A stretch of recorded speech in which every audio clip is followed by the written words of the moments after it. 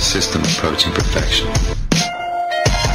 We'll walk deeper into the belly of the beast if it means I'm able to further limit risk. All right, man, this is Danny at the Crypto Show, and I'm here with Chuck Williams, who is one of the lead developers for Dash. Maybe we can describe what you do with Dash. But we came together at the most Dash-friendly place we could possibly find in Denver. Maybe? I don't know. Yeah, so we're at a crypto cannabis conference, and this is something that Dash has actually been very active in with Alt36, and we're not actually welcome here. But that's okay. We're here to make contacts anyway, and I think the crypto community should come together a lot better than that, but it is whatever. It is. Yeah. So, tell us, Chuck, what is it that you do with Dash?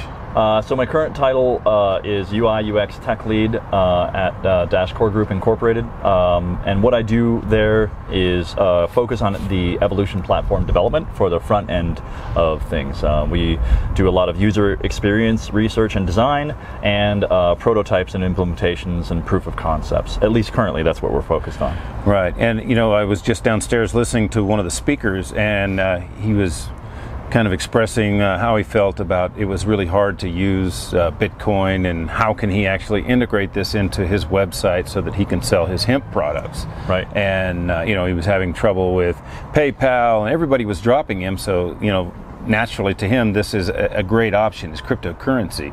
What is Evolution doing that's different than every other cryptocurrency out there? I mean, that is the claim. So how will Evolution be different than, say, any other crypto? Well, so the differences, I think, are going to come in a technical sense, and I think, so the biggest innovation that we're bringing in is usernames. We're going to allow users to be paid by names, and to register decentralized applications by name, and to send and receive payment by name. Right. So that's going to be the biggest thing that I think the Evolution platform is going to bring. Another thing that the Evolution platform is going to bring is an answer to smart contracts, which we're currently calling data contracts. By comparison, in the Ethereum network, you have a lot of you pay for processing. You pay gas for the processing. In the Dash network, you pay the miners for money, for transmittance of money. Right. We're going to add on to that storage. Data storage, which you will be able to encrypt using your private key that's associated with your account, your username. So with that storage, you will be able to do processing in whatever language you want. You don't have to use the Bitcoin language. You don't have to learn Solidity. You can use your own language, Python, Ruby, JavaScript, Node, whatever you want to use. And then the results of that processing can be stored on the Dash blockchain with an SDK that we're going to provide to merchant developers. So that's another thing that's coming with the Evolution platform. So that's kind of an advantage over a lot of these others, like Ethereum and everything. I mean, how many languages are they translated into? Well, see, that's the thing. We're going to start with a Node and NPM based solution, but it's going to be very easy to port that into other languages once we get it placed. Once we have a good core working API, the DAPI, the decentralized API.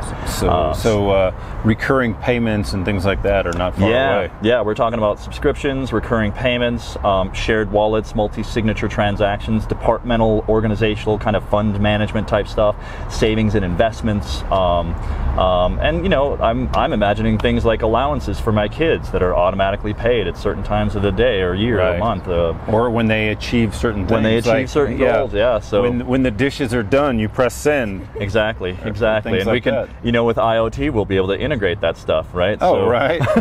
Integrate, so we can integrate this directly into our dishwasher. We can get a signal from the dishwasher that triggers a payment to the network. That would be, I think that's a very feasible thing. Yes, even this year. Oh, that would be awesome. So, what's the timeline for Evolution? So right now we have a functional full stack mock prototype with a virtual masternode, and what that gives us as the core team is a way to simulate everything end to end, from the front end to the middle tier of the masternode network, all the way to the back end of a simulated blockchain.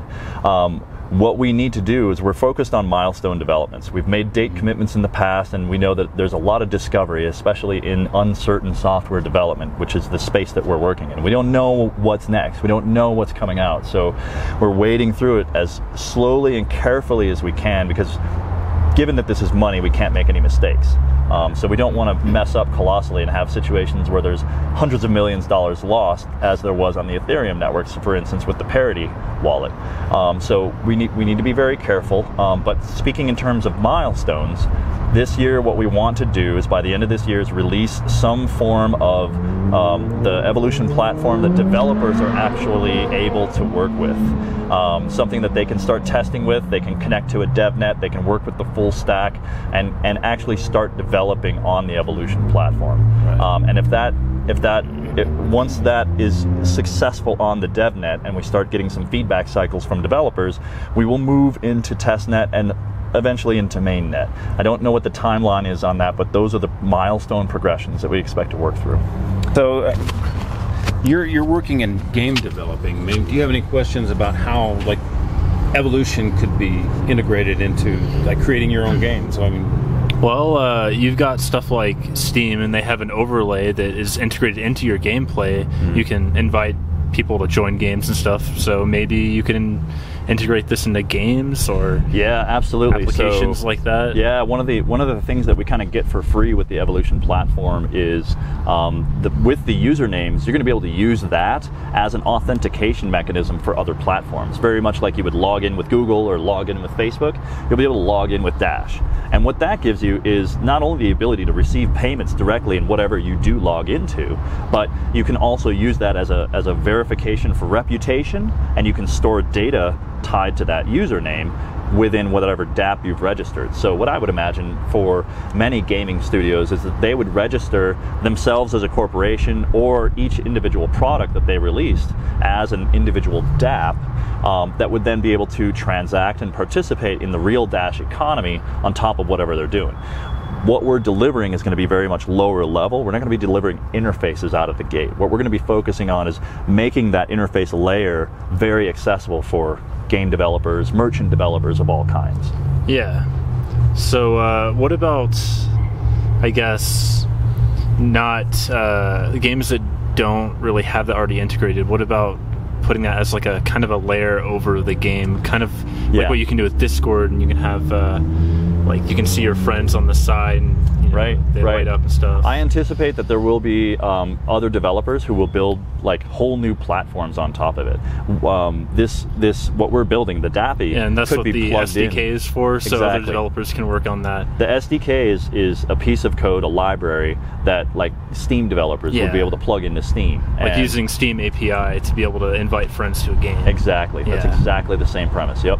So cool. So you get all of the functionality of doing the blockchain stuff without having to be a blockchain developer. So when you start integrating these smart contracts, will there be anything similar to an ERC20 where there's actually tokens that are not Dash? So we have something similar. So ERC20 is a protocol. It's a template. It's a template definition for a particular kind of token that is capable of being executed on the Ethereum platform, right? It's just a standard. And what we are offering as a standard is what we're calling the Dash schema. Now, we're going to offer a few specific kinds of schemas that will be stock, that everybody can then use and extend, like a user schema, like a profile schema, information related to end users that they may want to opt in to share certain kinds of information, address information, shipping information, product information, those kinds of things. We'll be able to handle those at a data level.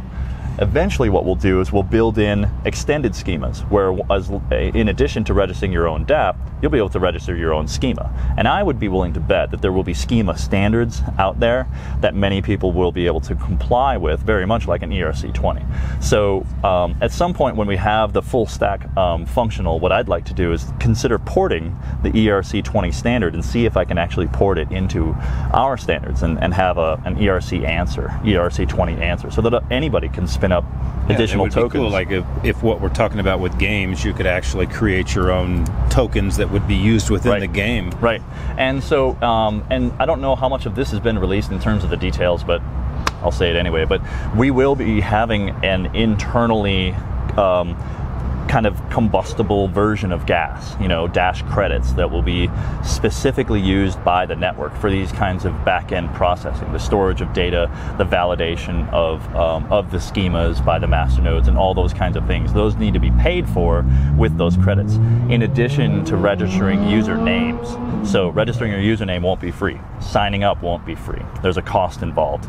So all these Ethereum killers out there, maybe they better look out. There's another one coming. We got another one coming, yeah, and it's going to be cheaper and probably faster and easier to use. Can you explain? Most people don't know, and I really don't know completely. What's a simple answer to what a master node does? What is its function? I know you have private send and instant send. How does that actually work? Yeah, so I tend to distinguish very clearly, as much as I can, the difference between a master node and a master node owner. So a master node owner may own multiple nodes, and for each of those nodes they get a vote, and that vote is to fund proposals. In my opinion, that's the number one thing that a master node owner and master nodes should be doing and should be utilized for, is to vote on the direction of what we should be doing as a network by funding proposals that have risen to the top on terms of merit. But the next thing that they do from a protocol technical level thing automatically is process instant send and private send transactions. And we've got about 4,700 nodes that are all rotating round robin style and taking turns in validating each block that is successfully created on the network for all of its transactions. And for that service of validating randomly and on a randomly selected basis all private send and instant send transactions, they receive some of the mining reward, 45% of the current mining reward. So that's the basic function of a master node. Okay, awesome. I think that just about covers it. We keep this short so people might want to watch it. Thanks a lot, man. Yeah, good to see you again.